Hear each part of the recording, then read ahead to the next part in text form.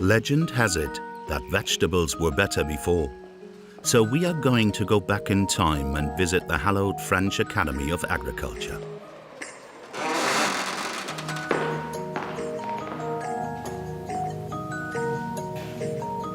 Where you can find the ghost of vegetables past. Between two old pamphlets on farming, we stumble across a hidden gem. The food composition table from 60 years ago.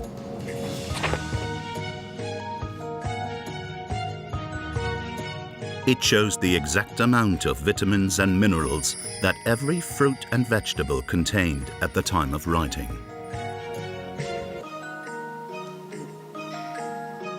So we came up with a very simple idea to compare these old statistics with those of today.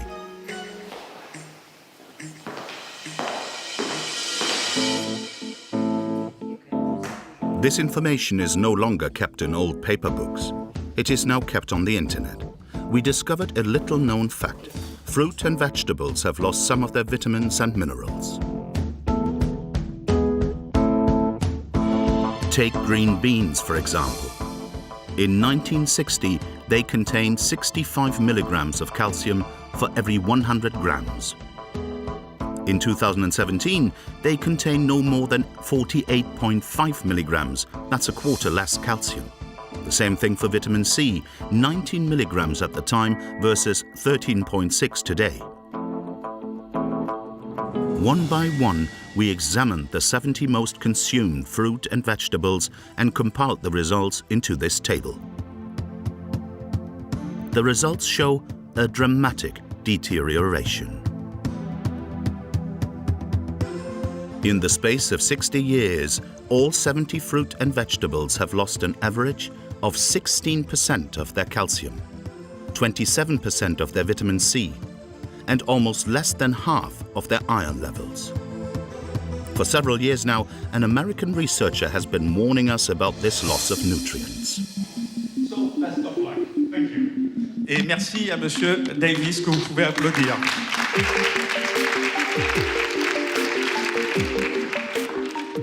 I'm here to tell you about an important problem that many people are not aware of, nutritional declines in foods. Donald Davis is a biochemist. He has worked at the University of Austin, Texas. We showed him our comparative table. This looks like similar to what we find in US data and UK data. So what do you think In the United States, Donald Davis analyzed the development of 43 vegetables between 1950 and 1999. I think that most of these declines are caused by increases in yield. When yields go up, there's less nutrients per weight of the food. A lot of agricultural scientists may not know about how big these effects are. This is kind of an embarrassing of they're always wanting to increase yield. If modern breeding was causing increases in flavor and increases in nutrients, I think they would talk about it a lot more. The tomato is one of the fruits that has seen the largest drop in nutrients, a quarter of its calcium and more than half of its vitamins. In order to understand this decline, we must trace fruit and vegetables back to their origin. Before the fruit even grows, the seed determines everything. Tomato farmers choose their seeds from these brochures. They are published by manufacturers such as Syngenta, Vilmorin or Close. To attract farmers, they mention their size, shape, color, and, in particular, their productivity.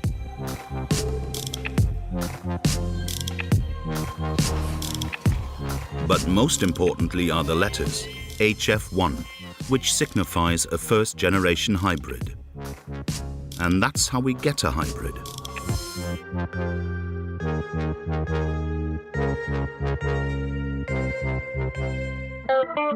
For example, let's take a plant that grows large but very pale tomatoes. We cross them with a plant whose tomatoes are red but too small. By combining these two varieties, we create what is called a hybrid, a plant that possesses both the genes of a large tomato and a bright red tomato. For 50 years, scientists from all over the world have been developing these hybridizations to create tomatoes that can withstand all sorts of bumps and bruises. You've heard of crash tests on cars. Here are crash test tomatoes.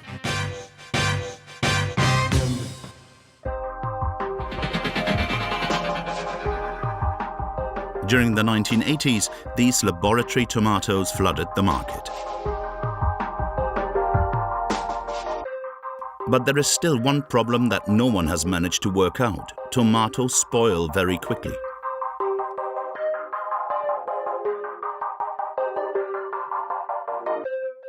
Until the day scientists invent the eternal tomato.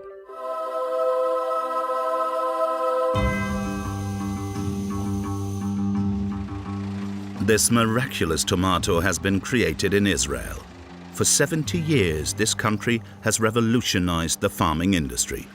It has managed to grow fruit and vegetables in the middle of the desert.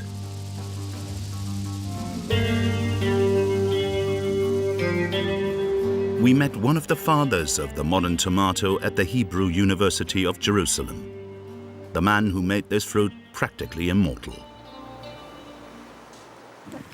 Good morning. Good morning. Nice to see you. Yes. Hi. Good morning. Chaim Rabinovich. We go straight to the farm. Yes. At 79 years old, Professor Rabinovich continues to develop future hybrids. This is a breeding greenhouse, so each plant is different. And I say, wow, this plant it looks stronger than this one, for instance, and definitely more than this one. We look for these differences in order to develop something which is better than the existing material. The best tomatoes are those that are well adapted for commercial production. Because although the researcher and his assistant may well be university lecturers, they also work for private corporations. Their research is currently funded by French seed company Vilmorin. It's owned by them. I cannot give it to anybody else. This is exclusive to them. You're the only one that got into this greenhouse. Beside you, no one can get here. They need to develop a tomato for southern European countries. Here there is a big one, look. Vilmorin are looking to have a winning hybrid in the Balkan market, which have a fruit size around 300 grams. Tomatoes as big as grapefruits that must grow on horizontal vines. This is the cluster which the flower are organized. Usually the cluster has 3 dimensions. The fruit grow in every possible direction. People like today what we call a fishbone cluster. From packing point of view, if you have 3 dimensions, it's very difficult to pack in a box. When you have a 2 dimension, you can put one on top of the other, and it's much easier. To create this hybrid, they have to cross 2 plants by placing pollen from one plant onto the flower of another. Here is the way you extract pollen. You need to come to the open flower. This is what we call artificial bee. Actually, you know what it is? It's an electric toothbrush. We just remove the brush and put a hook on top of it. You can see at the bottom, you can see yellow dust. And in 2 days, I will come with the pollen and I will make the pollination. How many crossings you make for to have one hybrid at the end? To make a commercial hybrid, probably 400. 400 like that? Yes. 400 every year. Sometimes it's coming only from the 3rd year, so you can go to huge numbers. That is how, after thousands of cross-pollinations in the early 1990s, Chaim Rabinovich and his colleagues invented the eternal tomato. This innovation has transformed the world market. Why you begin to work on the long shelf life? Because of this waste of 40% of the yield. Before this mutation, the limit was 2-3 days, 4 days at the most. When we exported tomatoes to Europe, and we exported a lot of tomatoes, we used to fly it by airplanes. Because if it has to go by boat from Israel to Marseille, the tomato will be mushy. Nobody will touch it. To extend its shelf life, the professor had to defy the laws of nature. The purpose of this tomato is to disseminate the seed for next generation. So the moment the seeds are ripe, it will fall off the bush, bump into the ground, explode, and all this juice will run all over as far away from the mother plant as possible in order to conquer more territory. We don't want it. It's undesired trait for human beings. And here we have a mutation that seemingly can provide a solution. Here is the Israeli researchers' idea. They have cross-pollinated a plant with regular tomatoes that decay within 3 days, with a plant carrying a natural genetic defect that prevents the ripening of the fruit. They have thus ended up with a long-lasting hybrid tomato that, once picked, will decay much slower. We led our own homegrown experiment. On one side, we have a hybrid fruit with a perfect appearance.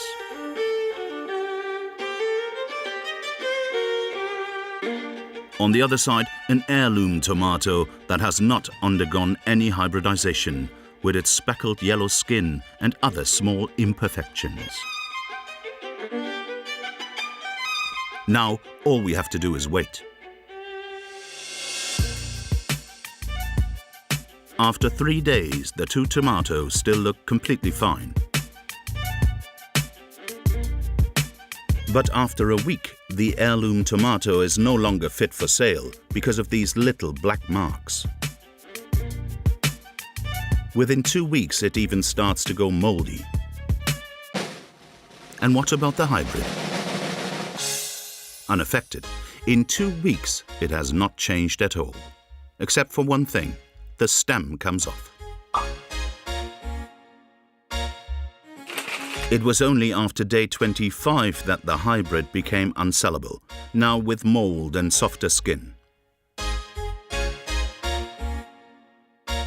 Without hybridization, it would have looked like this.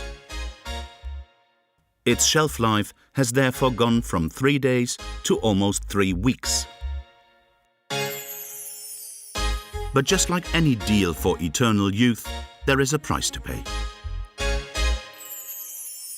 You can taste them.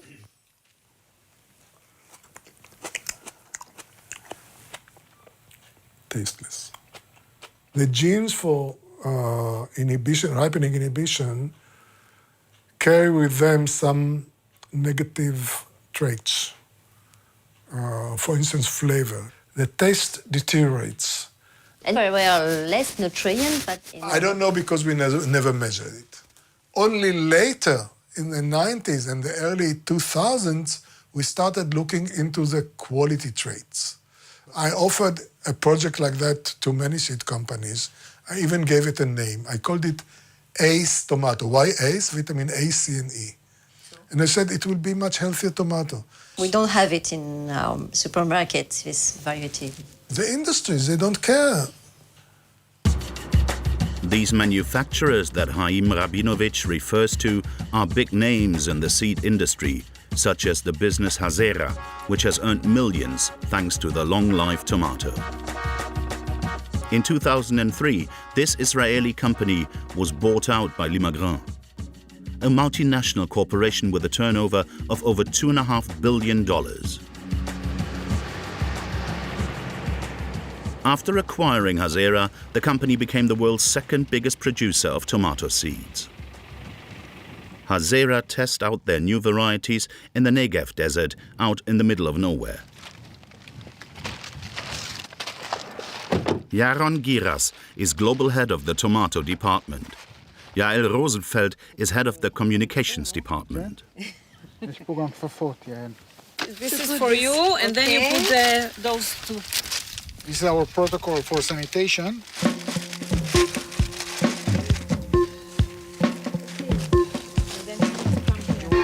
The 120 varieties in this demonstration greenhouse are advertised right down to their stem.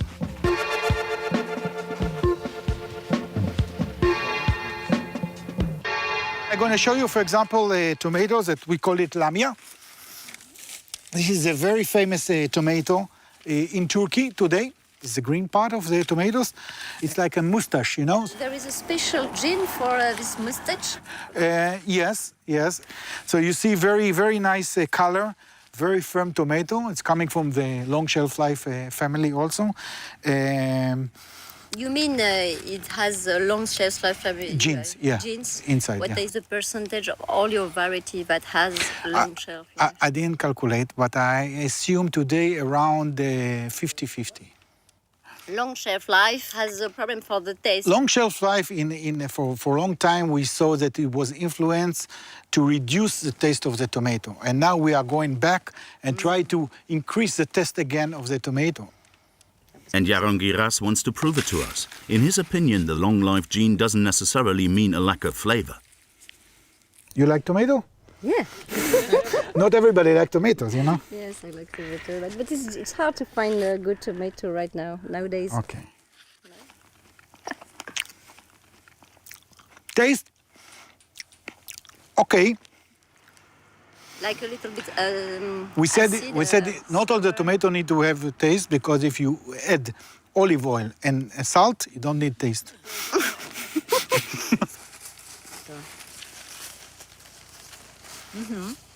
I tell you, I know what is tomato. This is okay. Yeah, okay. Yeah, There is a worse. but for the market and for what they want, this is okay. I'm going to show you some tomatoes that you said, wow.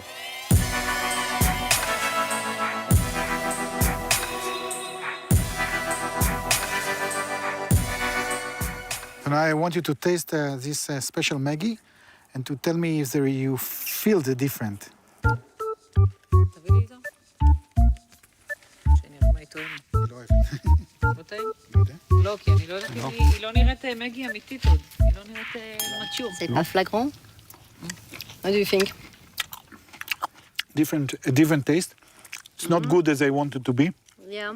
because it's starting. The cultivation just start. Yes. You see, you are the same people. We will come back to the taste, but what about the nutrients? Very little gel. What we're looking more and more is to have a good color, a good firmness, and a good taste.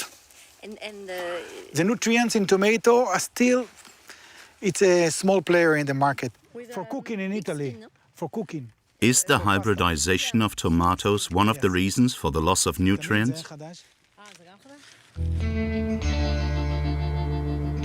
In the south of France, in Bellegarde-du-Razès, Jean-Luc Borrol is one of the last artisan seed sellers in the country.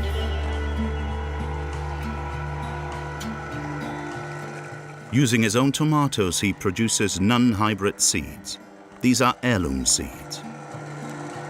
On va finir d'extraire les semences. Donc les graines, elles vont être au fond, elles vont pouvoir couler, et les peaux vont rester flotter au-dessus. Cette technique-là de faire ses propres semences, tout le monde le faisait avant, parce que chaque agriculteur savait que de la semence dépendaient les futures récoltes. Donc c'était vraiment quelque chose que chaque agriculteur faisait avec soin, simplement parce que, ne serait-ce que pour pouvoir manger, il fallait vraiment... le plus important, c'est la semence. Et maintenant, ils ne le font plus, parce qu'il y a des grandes entreprises qui le font pour eux. Donc c'est un geste devenu un peu rare. Ouais, presque hérétique.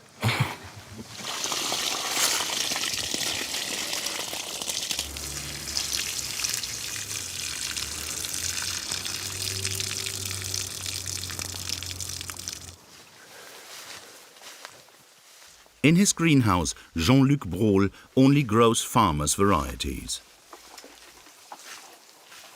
100% natural farming. Effectivement, c'est un peu le bazar. Après, ça donne une impression de bazar parce que j'ai une toute petite surface et que pour rentabiliser cette petite surface, je serre beaucoup les tomates. Je travaille dans la terre, ce qui fait que moi, je mets aucun produit chimique. Je mets aucun produit d'ailleurs. Dans la serre, là, il doit y avoir à peu près une vingtaine de variétés. de tomates. Qu'est-ce qu'elles ont en commun, toutes ces tomates? C'est des variétés qui ne sont pas hybrides. Donc ça veut dire qu'il n'y a pas eu des croisements. Do these farmers' varieties contain more nutrients than hybrids? We are going to analyze them. On one side, we have Jean-Luc's tomatoes.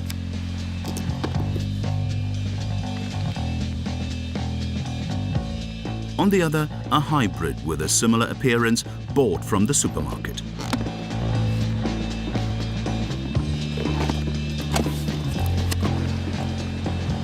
The very same day, we sent them to an accredited laboratory to measure their nutrient levels.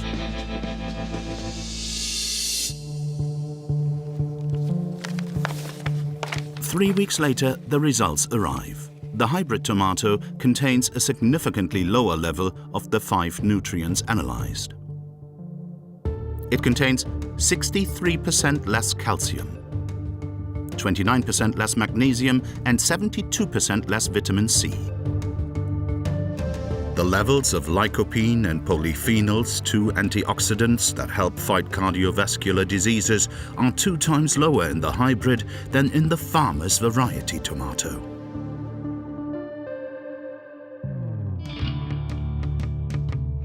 We then showed these analyses to Donald Davis, a specialist in nutrient loss.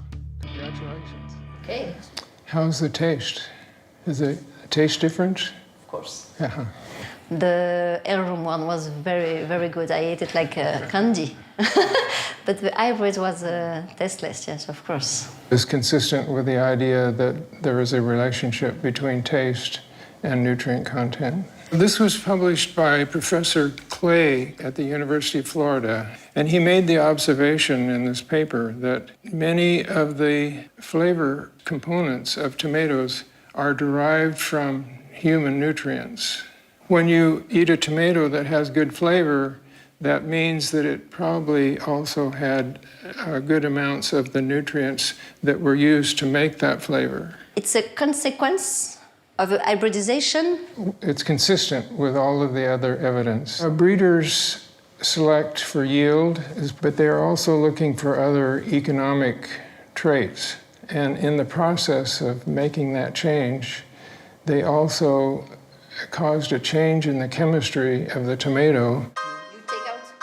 Hybrid varieties are less nutritious. So what does Le Magrin, owner of Hazera and the world's 2nd largest tomato seed producer, think of this? Bonjour madame, excusez-moi. Bonjour, je vous en prie, non, merci. Non, non, il n'y a pas de... Jean-Christophe Gouache is one of the company's board members. Vous êtes un des très hauts responsables de l'Imagrin, qui est un des leaders mondiaux du marché de la semence. Est-ce que vous avez mesuré les nutriments dans vos tomates? C'est important la question que vous posez parce que il faut regarder qu'est-ce qui fait la qualité nutritionnelle d'une tomate, ou la composition sur les éléments que vous avez mis. Ce sont essentiellement les conditions de culture, beaucoup plus que la variété. Est-ce que vous êtes en train de me dire que c'est un problème qui ne nous concerne pas? Oh, jamais de la vie. La qualité nutritionnelle des produits issus des variétés que nous commercialisons est un sujet qui nous intéresse. En Israël, justement, on a rencontré le professeur Rabinovitch. Oui. Vous le connaissez? Absolument. Vous savez très bien que c'est lui qui a inventé la tomate longue durée, donc c'est une tomate qui dure 3 semaines. Oui. Il nous a expliqué que le gène de longue durée bloque en partie la maturation du fruit et donc, du coup, le développement des nutriments. Mais on est ambitieux. Il va falloir qu'on soit capable... Les consommateurs nous demandent des tomates qui ont du goût et des caractéristiques de conservation qui sont également attendues par le consommateur et par le maraîcher et par l'ensemble de la chaîne de valeur. Mais alors justement, on se dit que si demain, dans les supermarchés, il y avait un scanner à nutriments, et donc si en tant que consommateur, moi, je pouvais passer mes tomates au scanner et savoir immédiatement s'il y avait des nutriments ou pas dedans, vous, en tant que producteur de semences, vous diriez peut-être, si le consommateur peut le savoir, peut-être qu'il faut qu'on s'en occupe. L'important, c'est de manger plus de légumes pour nos concitoyens, en termes d'équilibre alimentaire.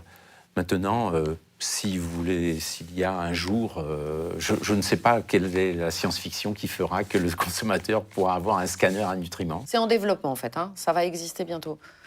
Mais là, du coup, s'il y avait ça, peut-être que vous vous en occuperiez plus. Je vais rester cohérent avec ce que je vous ai dit. Je pense que les producteurs de tomates qui ont le plus gros impact sur la composition des tomates auraient à s'en occuper au premier chef et plus rapidement que nous, parce que c'est eux qui ont l'impact le plus important. The hybrids offer another great advantage for seed suppliers. Their seeds are single-use.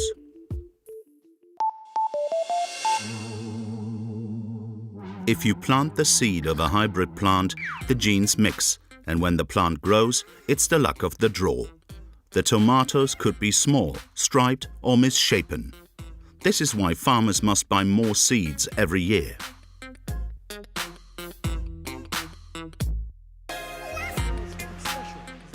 A profitable market, given that the manufacturers sell these tomato seeds at a very high price, like Limagrin in Israel. How much is 1 kilo of seeds of this kind of tomato? This kind of tomato today can reach the 400,000 euro. What? For kilogram of seeds. What? 400,000 euro. Or more. Yes, you can buy a house with this. I've heard that the tomato seeds is the more capital gain of all the seeds. Yes. Yeah. The margin, our margin is the highest that we can get in tomato. Why? Because it's expensive seeds. There is a lot of demands, so it's a good business for us. If it's not, we are not here. The small yellow tomato, the most expensive variety in the greenhouse, costs $450,000 for every kilo of seeds. Even so, for a basic tomato, it is $67,000, double the price of gold. This is handwork. They need a lot of labor to make seeds. And where do you produce the seeds, the tomato Like we seeds? told you today, in 22 different countries today, all over the world. And like which kind of country? Like Israel, like in Thailand, like in Chile, in Spain, in India, in many places.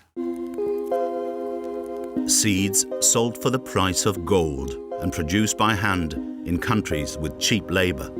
Welcome to the era of seed globalization. The tomato trail has led us to India. It was this report with a young girl on the front cover that prompted us to take the flight. Soiled Seeds, commissioned in 2015 by ICN, a Dutch NGO. In the seed sector, 16% of workers that produce vegetable seeds are children under the age of 14 years.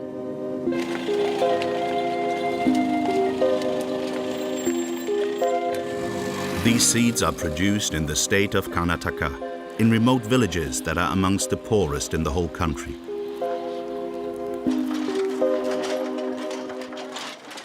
Here, the climate is mild for vegetables. Every year, 160,000 kilos of tomato seeds are produced to then be exported.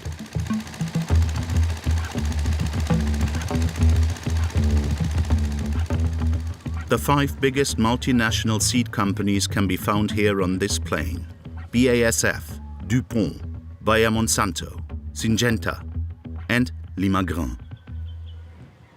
We are going to travel across it, together with the Hindu god Ganesh and one of the researchers from this NGO that works against child labor. In India, working before the age of 14 is illegal. Ravi Raj roams the area to count the children in the fields.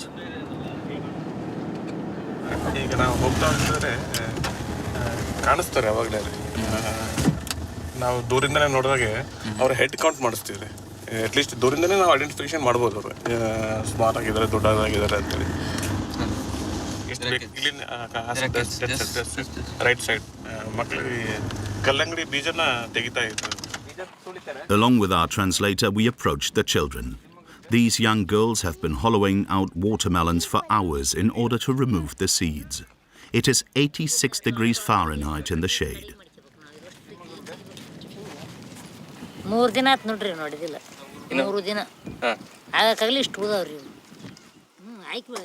These girls have been recruited by a farmer who works for an Indian seed company.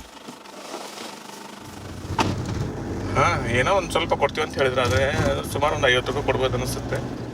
According to Ravi in Karnataka, the tomato hybrid industry is one of the largest employers of child labor.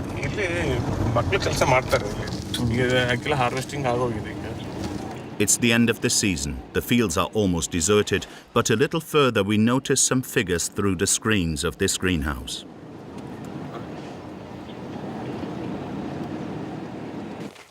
This farm is a subcontractor of the Swiss multinational Syngenta. Around 10 workers prune the tomato plants.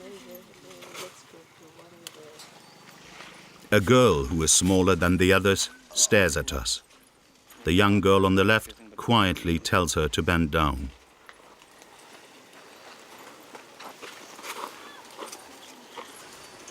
Class ತನಕ ಓದಿದ್ದೀರಾ? ನೀವು ಶಾಲೆಗೆ ಹೋಗೋದಿಲ್ಲ, ಒಟ್ಪರಿಗೆ ಹೋಗಿ ಶಾಲೆಗೆ ಹೋಗೋದು? ಎಷ್ಟು ವಯಸ್ಸು ನಿಮಗೆ? 17. ನಿಮಗೆ? ಯಾಕೆ ಶಾಲೆಗೆ ಹೋಗಿ ಕಂಟಿನ್ಯೂ ಮಾಡೋದಿಲ್ಲ? ಇಲ್ಲಿ ಶಾಲೆ ಇಲ್ರಿ, ಅದಕ್ಕೆ ಹೋಗಲ್ಲ. 5ನೇ ಕ್ಲಾಸ್ವರೆಗೂ ಅಷ್ಟೇ ಐತ್ರಿ ಇಲ್ಲಿ. ನೀವು ಎಷ್ಟು ವರ್ಷದಿಂದ ಮಾಡ್ತಿದ್ದೀರಾ ಇದು? ನಾವು ಈಗ 3 ವರ್ಷ ಆತ್ರಿ ಬರಕ. ಅವ್ರಿಗೂ ಅದು ಮಾತಾಡ್ತಾರೆ. 3 ವರ್ಷ ಆತ್ರಿ ನಾವು ಬರಕ್ಕೆ. ಬೇರೆ ಬೇರೆ ಕಂಪನಿ ಚೇಂಜ್ ಆಗ್ತಿರುತ್ತೆ, ಇದು ಒಂದೇ ಕಂಪನಿ? ಇದು ಒಂದೇ ರೀ.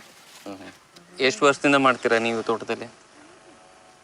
5ನೇ ಕ್ಲಾಸಿಂದ ಬಿಟ್ಟಾಕಿ ಏಕೆ ಕೆಲಸ ಮಾಡಿದೆ. Is this young lady 17 years old? Our translator finds this hard to believe.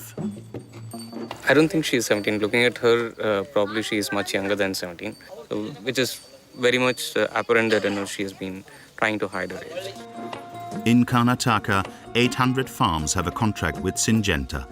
It's the largest foreign contracting party.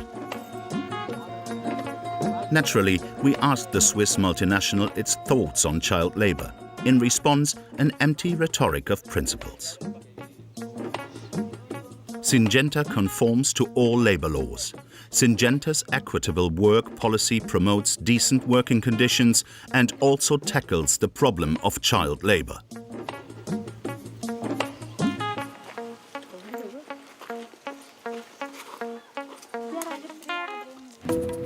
Why are children hired by farmers that work for these big seed companies?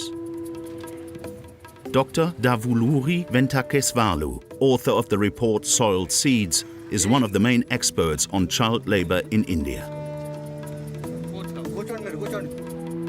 For 15 years, this independent research worker has been investigating the production sector of hybrid seeds. The hybridization activity is very, very delicate. It requires a lot of skills. The children are preferred because they can do this repetitive activities very faster than adults. And also they are more obedient, we can say. 2 children can do the work of 3 adults. That is the kind of calculation farmers have. According to this researcher, farmers cut wages for one simple reason: the low prices set by the multinationals. The farmers are struggling actually to have a good profit margin if they have to hire labor and pay good remuneration to the workers. The margin will be very nominal, or sometimes there won't be any margin for the farmers. Davuluri Venkateswalu's battle has begun to pay off. The proportion of children working in the seed industry under the age of 14 has been reduced from 16 to 10%. But another part of the population is still being exploited. Traveling through Karnataka, we made another discovery. In the tomato seed fields, we only saw women. We found out why during our visit to Chaman Gowda Doda Gowda's farm.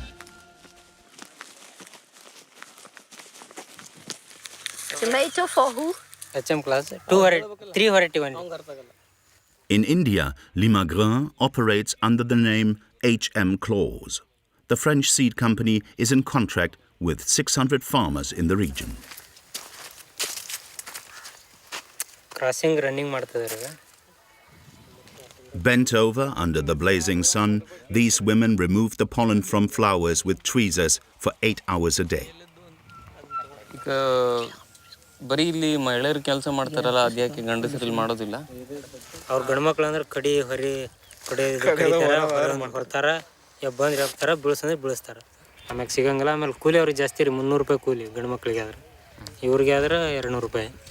Their heads buried in pollen and fertilizers for just $2.80 a day. It is not much, and what's more, it is illegal. In India, employers must comply with the minimum wage. It is 330 rupees in the agricultural industry, the equivalent of $4.80 a day. These women therefore earn 40% less than the legal minimum wage. ಯಾಕೆ ಇಲ್ಲಿ ಅಷ್ಟು ದೂರದಿಂದ ಬಂದು ಮಾಡ್ತೀರಾ? ನಮ್ಮ ಕಡೆಗೆಲ್ಲ ಈ ಕೆಲಸ ಇಲ್ರಿ. ಅಲ್ಲಿ ಗದ್ದು ಭತ್ತ ಕೊಯ್ಯೋದು, ಗೊಂಜಾಳ ಮುರಿಯೋದ್ರಿ, ಮತ್ತು ಅವನ್ನ ಬಿಟ್ರೆ ಕೆಲಸ ಇಲ್ರಿ. ಅಲ್ಲಿ ಈಗ ಕೆಲಸ ಇಲ್ರಿ. ಅಲ್ಲ ಹೇಳಿದ್ರಲ್ಲ ಸೊಂಟ ನೋವು, ಗಂಡು ಇವ್ರು ಹೇಳಿದ್ರೆ ನಾವು ಬರೀ ವೇಟ್ ಹತ್ತೇನೆ, ನಿಮಗೇನು ಅನ್ಸುತ್ತೆ? ಕಣ್ಣಿಗೆ ಕಣ್ಣು ನೋವು ಬರ್ತೈತ್ರಿ.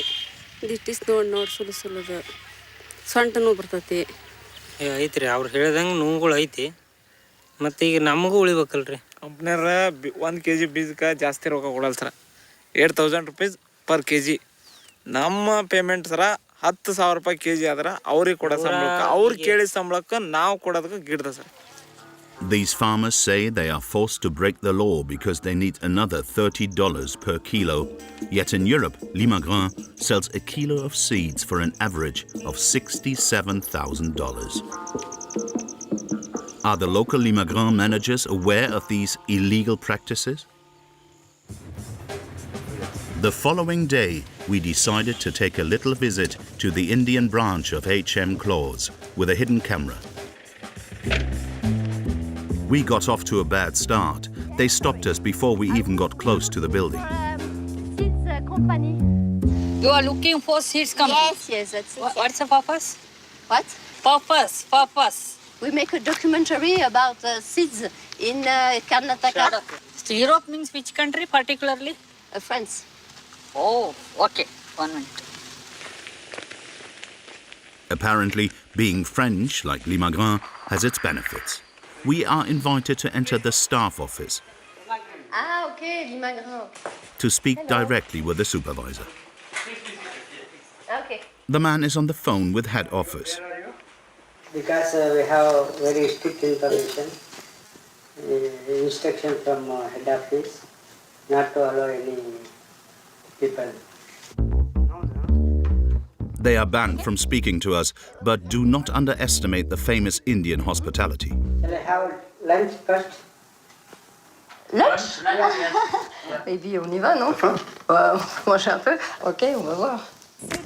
We go inside the storage facility where the seeds produced by the Indian farmers are dried before being exported.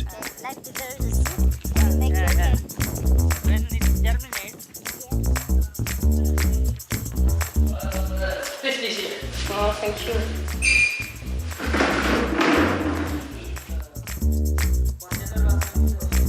The site managers admit they are fully aware that the farmers do not abide by the minimum wage of $4.80 a day. What is the salary for one worker? 200 rupees. Okay. For 8 hours. Okay. Because some farmers say they have no. More shocking information. According to this executive, the firm even violates this law with its own employees. How much are paid in HM Close Farm? We pay around 285 rupees. According to the supervisor, the business has a knack for hiding the price of seeds in Europe from the farmers. What are the name of a tomato? It is very secret. We put numbers. Production people, we should not know the names. Why? Suppose we come to know that this product is very popular and is produced by this name. So what is Limagrain doing to combat these illicit practices? Ouais.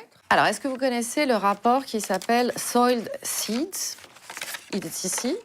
Oui. Ouais, il a donc été rédigé en 2015 sur le travail Absolument. des enfants et l'exploitation des femmes. Et alors ici, vous allez voir, page 6, donc je vous le montre là, la part des enfants de moins de 14 ans varie entre 10,5 et 16,3%, donc de tous les gens qui travaillent, notamment dans les fermes de Limagrin. La première chose que je souhaite vous dire, affirmer haut et fort, il n'y a pas de travail des enfants sur les sites de Limagrin. Mais chez vos sous-traitants, qui travaillent pour Limagrin en Inde, est-ce que vous nous affirmez qu'il n'y a pas de travail d'enfants? Nous sommes passés de ces 10 à 15%, et ce n'est pas parfait, à moins de 1%. Et donc toutes les mesures ont été prises. Lesquelles? Des mesures contractuelles, Ouais. d'interdiction du travail des enfants, tout un travail de formation et d'éducation, de sensibilisation, et ensuite allant jusqu'à des sanctions pour être certain, autant que faire se peut, que le travail des enfants n'existe pas. Autant que faire se peut. Le travail des enfants, Madame Lucet, c'est trop sérieux ce sujet-là. Non, mais c'est très sérieux, c'est pour ça qu'on vous pose des questions. Une tolérance zéro, Madame Lucet. Alors, Est-ce que nous pouvons, dans un territoire comme l'Inde, avoir toutes les certitudes? Probablement non. Mais la détermination, elle est sans faille, Madame Lucet. Dans les femmes qui travaillent pour vous, on a vu que les femmes sont toutes payées en dessous du minimum légal, c'est-à-dire 2,50 € par jour contre 4,25 € le salaire minimum. Un commentaire? Je ne peux pas être d'accord avec ce commentaire. Limagrin, avec ce chiffre? Absolument. Mais on l'a vu sur le terrain. Je m'inscris en faux sur cette réalité. Ah Maintenant, ben non. je suis certain de notre engagement, Madame D'accord. Lucet. Parce que moi, je vais vous dire autre chose. Vous vous dites, mais les salariés de Limagrin, ils sont payés au salaire légal en Inde. Minimum légal, je vous le rappelle, 4,25 € par jour en Inde, d'accord? Les salariés de Limagrin, ils sont payés 3,60 €. Et ça nous a été confirmé par un responsable de Limagrin. Les salariés de Limagrin, partout où nous opérons, sont payés au minimum légal ou au-dessus du minimum légal. Vous êtes allé en Inde dernièrement? Je suis allé en Inde plusieurs fois. Mais dernièrement? Non, c'est pas dans mes fonctions aujourd'hui d'aller en Inde. Parce que nous, on y allait dernièrement et c'est les chiffres sur le terrain pour le coup. La réalité de terrain, Madame Lucet, nous la connaissons. Je m'inscris en faux sur cette affirmation. Nowadays, it's almost impossible to find seeds that have not been hybridized or cloned by the industry. Corn, vegetables, rice, wheat, sunflowers, the same modern and uniform plants are being imposed all over the world.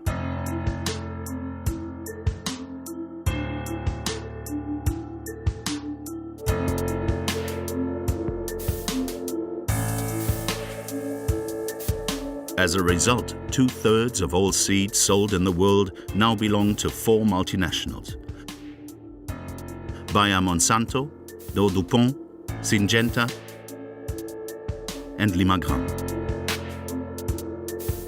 This privatization of nature is destroying biodiversity. In 2009, a man launched a global appeal to the United Nations. At the time, Olivier Descouter was a United Nations Special Rapporteur on the right to food. 75% of agrobiodiversity has been lost as a result of the pressure towards the adoption of uniform improved variety. We are meeting him at his home in Brussels. Despite his calm demeanor, c'est le bon sens agronomique, quoi. The former UN Special Rapporteur is frustrated that his warnings are falling on deaf ears. C'est un chiffre alarmant, c'est 75% de plantes qu'on a perdues, parce que la biodiversité n'est pas juste un luxe de botanistes, c'est essentiel à la sécurité alimentaire mondiale. Pourquoi? Parce qu'on ne peut pas anticiper à l'avenir le type d'insectes ravageurs qui va se développer, le type de maladie qui peut affecter les plantes, les impacts qu'auront les ruptures climatiques. On a besoin de ce réservoir de solutions pour l'avenir pour faire face à ces menaces que, par définition, l'on ne peut pas entièrement anticiper. Fragile plants is not such a bad thing for the large seed companies, because out of these 4 multinationals that dominate the world seed market, 3 are pesticide manufacturers, Bayer Monsanto, Dow-Dupont and Syngenta. La grande difficulté face à laquelle nous sommes, c'est que les agriculteurs reçoivent une sorte de package. On leur dit, si vous achetez ces semences, ça marche mieux avec ces pesticides, ou ça ne marche qu'avec ces pesticides, et ça marche mieux avec ces engrais. Et donc, on va développer des semences réactives aux intrants. Seeds are a perfect Trojan horse for these chemical products. As a result, 3 million tons of pesticides are sold annually worldwide. À terme, on va manger la même chose de Dakar à Miami, de Paris à Bangkok. En gros, c'est ça le monde de demain vu par les semenciers. Pendant des millénaires, l'on avait des semences en quantité, en variété très grande, et ces semences étaient améliorées au fil des récoltes, année après année, par les paysans, par des méthodes qu'on pourrait qualifier aujourd'hui d'artisanales. Progressivement, ce travail de sélection et de reproduction a été fait par des firmes spécialisées qui, du coup, ont mis sur le marché des semences permettant de produire des volumes importants de produits agricoles génétiquement identiques. La diffusion à l'échelle mondiale des semences industrielles dont les droits sont détenus par une poignée de grandes firmes transnationales signifie que pour beaucoup de petits paysans des pays en développement, l'agriculture ne sera tout simplement plus viable. Et donc on va assister à une progressive destruction de l'agriculture paysanne à l'échelle mondiale. Today, across the world, citizens and farmers alike are revolting against this programmed disappearance. They demand free seeds, seeds that do not belong to the giants of the agrochemical industry. In France, a number of people are organizing the resistance.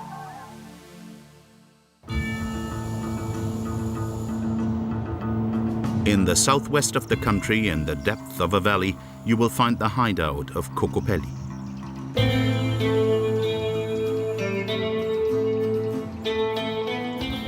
Ananda Guyer runs this non-profit organization. They are trying to protect traditional and forgotten vegetable varieties. Their collection includes 2,400 vegetables that are now rare, such as this beige-colored cucumber Puna Kera or orange Swiss chard. En fait, il y a une diversité de couleurs complètement incroyable et en fait, la standardisation de l'agriculture, elle a vraiment fait le syndrome de l'entonnoir sur les espèces et les côtes de blettes, en l'occurrence, pour à peu près tout le monde, une côte de blette, c'est soit vert, soit blanc, généralement blanc à large carde, etc. Alors qu'il y a une diversité complètement incroyable de côtes de blette et qui peuvent donner des couleurs de l'arc-en-ciel comme ça, qu'on n'a pas du tout l'habitude de voir. To help with the preservation of these varieties, Cocopelli has launched the scheme Seeds Without Frontiers. C'est de là que tous les colis pour les campagnes de solidarité comme Semences sans frontières sont expédiés. Donc on envoie tous les ans des centaines de colis partout sur la planète avec des petites fiches techniques. Ça, c'est des retours en fait de plein de projets qu'on a soutenus. Quel pays? Oula, mais là, il y a quasiment tous les pays. On en a en Inde, on en a en Amérique centrale, en Amérique du Sud, un peu partout en Asie aussi. Enfin, vraiment, en fait, ces populations ont été totalement asservies par les multinationales de l'agrochimie, de l'agroalimentaire. Et du coup, ils perdent toute leur variété hyper vite, des fois en l'espace d'1 ou 2 saisons. Et donc nous, ce qu'on fait, mais on est tout petit face à ces multinationales, donc c'est une action assez modeste, mais qui porte quand même ses fruits. La preuve ici, avec tous ces retours, on ramène ces variétés-là et surtout on ramène le savoir avec, modestement encore. On n'a pas la prétention d'avoir la science infuse, mais en tout cas on essaye de les aider à retrouver cette autonomie alimentaire via la reproduction de semences. By conserving these endangered seeds, we are taking back the choice to plant or eat non-standardized fruit and vegetables, which are the best produce for both our planet and our health. But perhaps most importantly, we will liberate the vibrant common good of humanity.